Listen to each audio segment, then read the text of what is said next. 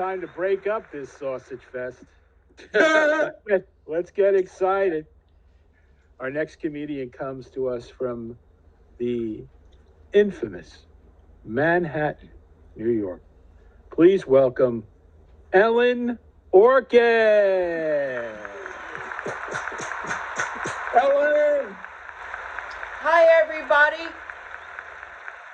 I live in Manhattan now, but I am originally from Brooklyn, New York. Brooklyn, a neighborhood with a very cheerful name, Gravesend.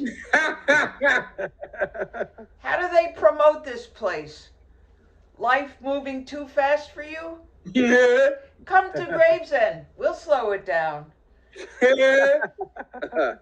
It was actually a nice place. It was an Italian neighborhood. I grew up on Avenue X. Even the street was in the witness protection program. My parents were both high school teachers, and they met in high school. My mom taught math. My father taught English. I think they got together and said, let's have a kid and see how she does on the SATs. Our house was full of school supplies. When they got married, they registered at Staples. Some kids had a Barbie doll. I had Kathy the calculator. Yeah. They really wanted me to do good in school. Well in school. You know, some kids are born with a silver spoon in their mouth. I got a number 2 pencil.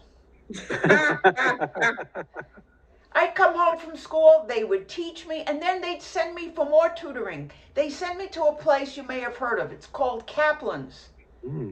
Now it's an international tutoring company, but I am so old that my teacher was Stanley Kaplan. He was a great teacher. That's like learning Hebrew from Moses. I was such a nerd. The guys in high school were not attracted to me. I had to beat them on with a stick. And no one asked me to the prom, but I refused to go alone. I brought a book. But I got good grades, and that landed me in medical school. And I went to medical school, and our first class was gross anatomy. Oh, and this is where you dissect dead bodies. It was gross. We nicknamed our body Ernest so we could tell our parents we were working in dead earnest. And you could get extra points if you could figure out the cause of death. And since this medical school was in the Bronx, it came down to find the bullet hole. Which made things easier. So then I became a psychiatrist. How do you feel about that?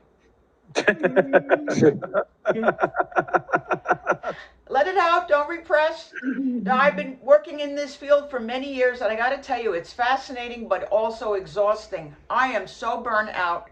You've heard of tennis elbow? I have shrink ear. I'll tell you, doing therapy in Manhattan, it's like selling Band-Aids at the Battle of Gettysburg. Incredibly stressful. I mean, every day I would go in and face incredible fear, sadness, rage. That's just the staff. And of course, the holidays were very difficult. That's a tough time for a lot of people. Every year on Christmas Eve, I would do the shift in the psychiatric emergency room. Last year on that one shift alone, I saw 12 hypochondriacs, 11 obsessive compulsives, 10 pyromaniacs, 9 alcoholics, 8 anorexics, 5 crack whores. This patient came up to me and goes, Doc, you gotta help me. I'm invisible. I said, I can't see you now. This other patient was delusional. He goes, I am a prophet. I am a prophet. I said, I'm sorry, pal. This is a not-for-profit. But I got interested in the field by reading Freud. What a genius! Genius! He discovered the subconscious. No one else was aware of it. And mental illness is very common. 1 in 100 people has schizophrenia. 1 in 100. And the other 99 of us, not doing that well either. Don't forget to laugh. Take care. Thank you very much. All right, come on, keep it going for Ellen Orchid. Ellen Orchid. Ellen.